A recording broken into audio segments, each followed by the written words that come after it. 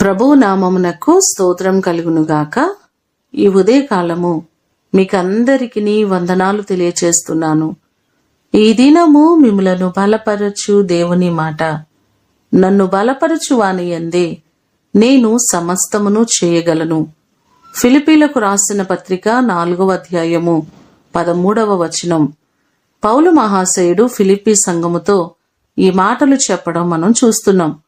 నేను బలహీనుడనే కాని దేవుడు నన్ను బలపరిచి నా ద్వారా సమస్తమును చేస్తున్నారని చెప్పడం మనం చూస్తున్నాం.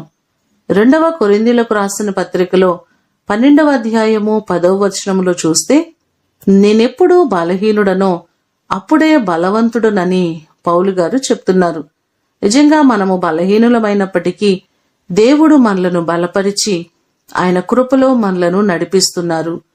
కీర్తనలు 89వ కీర్తన 21వ చరణంలో కూడా చూస్తే, నా చెయ్యి అతనికి తోడయ్యుండును, నా బాహుబలము అతన్ని బలపరుచును అనే మాటలు మనకు కనబడుతున్నాయి.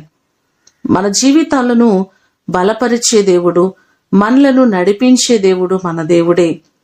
మనము బలహీనులమైన మన ద్వారా అనేకమైన కార్యాలు చేస్తున్నారు మన దేవుడు. ఈ మాటలు వింటున్న మిమ్మలందరినీ దేవుడు బలపరిచి ఆశీర్వదించునుగాక. ప్రార్థన చేసుకుందాం. పరలోకమందున్న మా తండ్రి, మీ పాదములకు వందనాలు, స్తోత్రాలు. మేమెన్నోసార్లు బలహీనులుగా ఉంటున్నాం, కానీ మమ్మలను బలపరిచే దేవుడవు, మమ్మలను నడిపించే దేవుడు మీరే ప్రభువా. నీ కృప చొప్పున మా ప్రియులెల్లరినీ జ్ఞాపకం చేసుకుని ఏ పరిస్థితుల్లో ఏ బలహీనతల్లో వారు ఉన్నారో వారిని మీరు బలపరచండి. సమస్తమును సరిచేయగలిగిన దేవుడు మీరేనయ్యా. నీ కృపచేత ప్రతి పరిస్థితులను మీరు సరిచేసి ప్రతి వారిని మీరు దీవించండి, ఆశీర్వదించండి.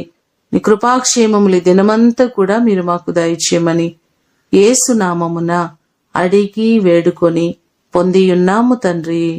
ఆమేన్. దేవుడు మిమ్ములను దీవించునుగాక.